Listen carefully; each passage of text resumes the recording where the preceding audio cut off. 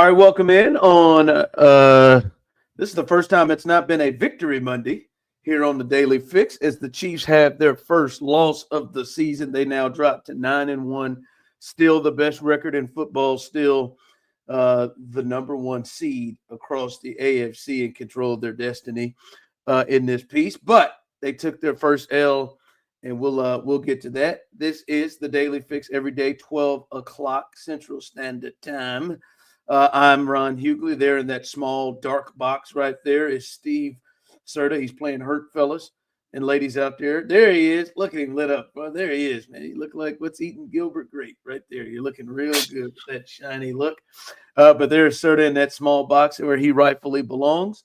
However you're taking us in, Twitter, YouTube, we appreciate you a ton, obviously, and please share and tell other people about it as we're trying to grow this thing. One thing I do need you to do is head to our YouTube page, Foolish Club Media. That is our YouTube page. Please like and subscribe as we're trying to grow this puppy. If you do not do so, remember you're preventing my 3 children from eating. Like and subscribe, and this week ought to be something, boy. You want to get the content now as we give it to you real and straight. All right, a few things I want to get to. What a moment, and it is his time. We'll talk about that coming up. And it was the Worthy game, kind of. Maybe the Worthy half, kind of. We'll get into that. But I do want to start here in its narrative, and I'm not going to lie to you, Steve. I may change this up a bit. I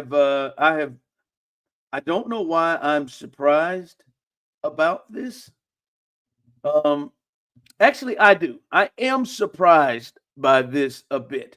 I knew, Steve, this was going to be a bad day for the Chiefs. All right, and Chiefs fans, to watch all of the shows and listen to the stuff, the Chiefs were going to get hit, and they lose a game. They lost, and for I think some of the are they invincible stuff? Yeah, I think they should take a hit on it. Steve, I am floored with the level of, and I think disrespect is the right term that I want to use. I've been watching and listening, and Steve, you would think they have not just won the last 2 Super Bowls. You would think that they are not in the midst of a dynasty. You would think they have not been to 4 Super Bowls in 5 years. You would think they have not been to 6 straight AFC championship games. You would think that they don't have the best coach and coaching staff, the best player, and a team that has been there, done that, won in so many different ways. You would not think they had just won 15 games in a row that started off the season 9-0. By the way people are talking, I listened to Shannon Sharp. They asked 4 people today, Steve, who's the best team in the AFC? Chiefs, 0 for 4.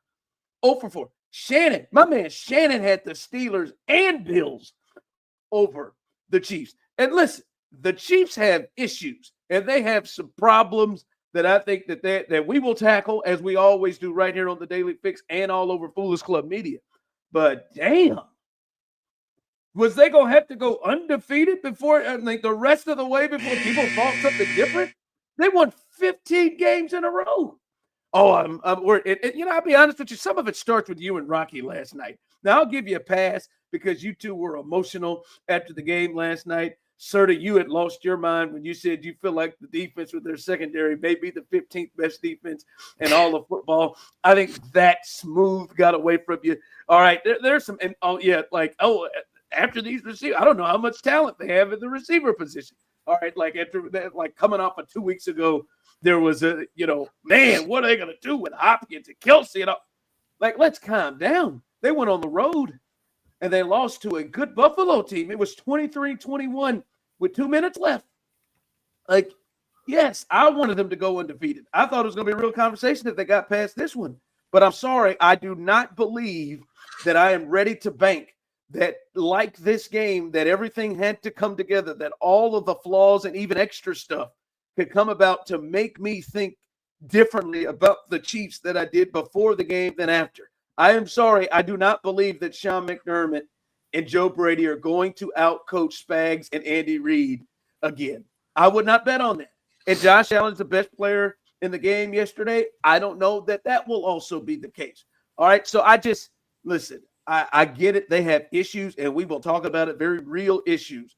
But let's remember this team just have not lost in almost a calendar year. And in that place, they are now dropped. Someone asked the question, who do you trust? I'm not saying who would win, but who do you trust to win a Super Bowl? The Lions or the Chiefs? And it is unquestioned the Lions. Whoa. Like, calm down, just a taste.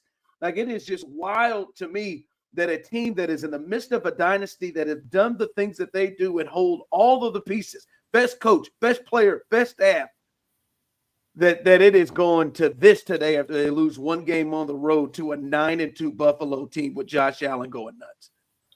Yeah, but I mean, like, narrative-wise, it's just easy to jump on the Bills bandwagon and be like, oh, the Bills are the best team in the NFL, even though I don't think that's true.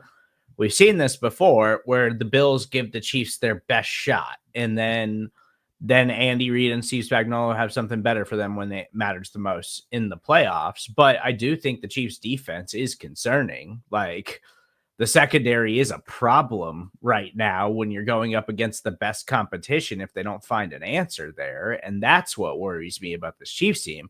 I still think they're the best team in the AFC, even after losing to the Bills. Like, that was a one-off game, and the Chiefs were still in it. And if they don't make a couple of bad plays, like, then they would have had a better chance at winning that game at the end. So it's just easy to jump on the Bills right now because everybody's rooting against the Chiefs anyway. Yeah, but even rooting against the Chiefs, I just don't remember during the Patriots run if they had moments like this, the team that people still didn't say, "Hey, man, it's Brady, it's Belichick, man. They'll figure it out." Yeah, I know Phillip Rivers and the Chargers got him this time. I know Alex Smith and the Chiefs got him this time, but hey, these jokers gonna have to lose multiple games in a row. Sort of, they just won 15 in a row. They haven't lost since last Christmas. They lose a game, and Shannon Sharp has the Steelers and the Bills ahead of them. Like, it is wild to me. All right, listen. Yesterday, to me, I thought at least halfway there was some steps forward. And I heard you and Rocky talking about it. There was some steps forward with Worthy yesterday, and at least in the first half. Now, I don't believe that the Bills were taking him away and they couldn't get him the ball. I don't know what happened in the second half. He just wasn't as involved. But I think, to me, big picture wise, that may have been between what you just said, the secondary in a negative fashion. And I think obviously we could talk about that at some point this week, if not today. But the secondary is a big piece of there's just going to have to be some adjustments or other things to help this. But I think the other big part on that, especially on the other side, was Xavier Worthy. There have been some wonders about, hey, man, like, hey, boy, we're getting down here past week 10 now. And it seems like they're having an issue getting him involved. And the thing that I liked about it, like, he had 5 touches, 68 yards, right? The first play of the game, they wanted to get to him. You could clearly see there was intention to getting him involved in the game early.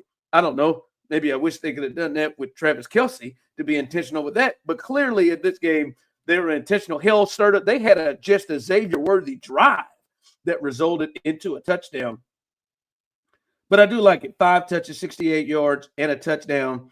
Now, I don't know what happened in the second half, but they didn't seem to get to him as much. But the thing that I really liked is we've been thinking, Steve, that he's like a one-trick pony, and there's not a lot. It's just go down the field. Well, man, he caught a screen. He caught a crosser, a deep crosser. He caught a short crosser for a touchdown.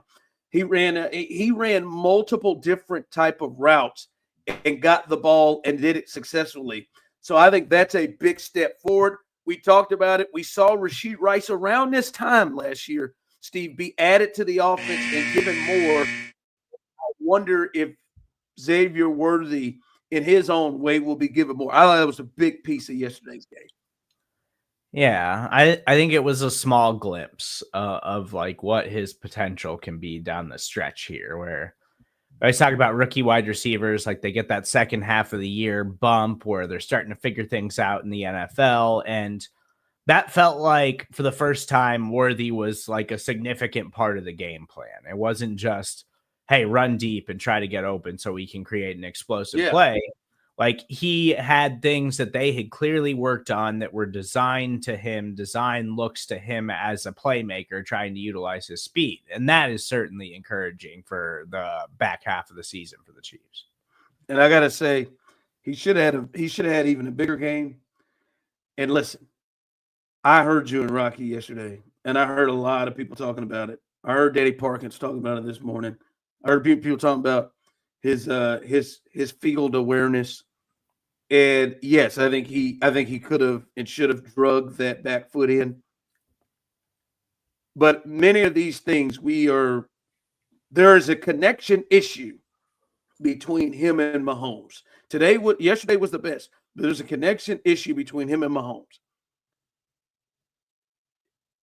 Mahomes has got to get the ball in the field of play. That should have been a touchdown. Like I've gone back. It's a sad state because I've gone back and found that play. He is coming open with nobody in the camera angle. Nobody.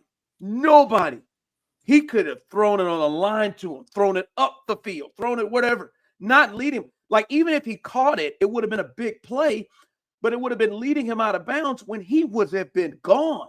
That would have been a big play that you're talking about down the field. But that ball was let out of bounds. And I watched the Bengals and the Chargers, and Herbert did it with McConkey and kept him in bounds by 5 yards.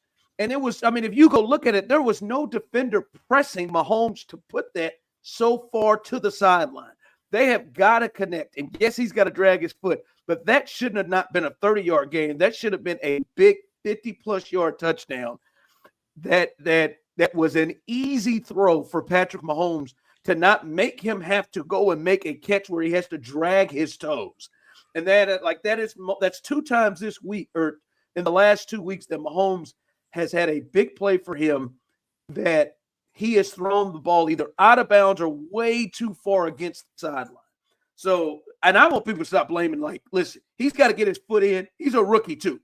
But let's not take it off the greatest player in the game. Like the greatest player in the game that can make any throw for some reason doesn't connect down the field with this guy and really a lot of guys. So he has got to pick that up. It's got to be as much on Mahomes as it is Worthy. Yes, he got to drag his toe, but damn it, he shouldn't have had to. He should have been hitting his head on the goalpost. Sorry, that has just really got me fired up a bit. I watched that thing, sir. There was not a Buffalo Bill in the camera angle until he caught it and was up pressed against the sideline. They would have never caught him if he'd just thrown it right to him. Whew. All right. Yesterday to me was that MVP moment for Josh Allen. Josh Allen, to me, I think there's been a real argument that he is the second best quarterback over the last 5-6 years. This run that Patrick Mahomes has been the dude. I think many times people have put Joe Burrow in front of him because Joe Burrow has gone to the Super Bowl and beat Mahomes in an AFC championship game and took Mahomes to the brink in another one. And Josh hasn't gotten over the hump of, let's be honest, he hasn't gotten over the hump of Burrow or Mahomes. And then I think a lot of people have put Lamar Jackson ahead of him because Lamar has had the hardware. Lamar has 2 MVPs. And right now, Josh doesn't have the MVPs. He doesn't have Super Bowl appearances, any of that. Yesterday, I think Josh won the MVP. Yesterday, I think he had the MVP moment, that 26-yard touchdown run on 4th and 2 when he said to hell with it, when he had guys like George who had a chance to get him, Najee Johnson, who wasn't really about it. Didn't seem like Nick Bolton was really about it. He had a chance to get him. Multiple people had a chance to get him. And he put that team on his back multiple times under pressure, converting all those 3rd and longs in that one run, that signature run. Sort of there's not going to be a better or bigger win for anybody this year in the MVP race. He has got the story because he lost Diggs and he's had some injuries. He's clearly carrying this team. And yesterday, he was the best player on the field, and we know who else was on the field in Patrick Mahomes. He deserves it. I think, solidified the MVP unless something crazy happens. But that was big. Josh Allen was something special yesterday. And I think really, if we're honest, he's probably been the second best quarterback. Like he's been consistent. He doesn't really freeze up in moments. Like many times with Mahomes, he just hasn't had the ball last. He doesn't really freeze up in moments, but he is clearly taking his game up to another level. And I think he will get some hardware now. Yeah, I think he should be the front runner. And there's, a lot of people making the case for Lamar again, which, like MVP fatigue is a thing. And Lamar's numbers overall are actually a little bit better than Josh Allen's. But I think Josh Allen is working with a lot less than what Lamar Jackson is working with this season. And he is carrying those guys. Like, he has taken his game to another level.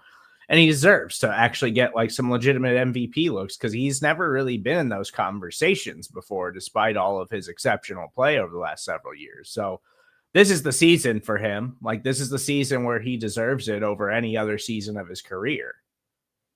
Yeah. Listen, the Chiefs aren't perfect, but guys, don't fall off the boat here. Let's calm down. They got to have two more performances. They fool around and have a funky game against Carolina and the Raiders, or they lose to the Chargers in 3 weeks. Then all right, then we can come off another one. But they can't win 15 in a row and we just lose our minds. 15th best defense. What are you talking about? I'm Ed Courtney.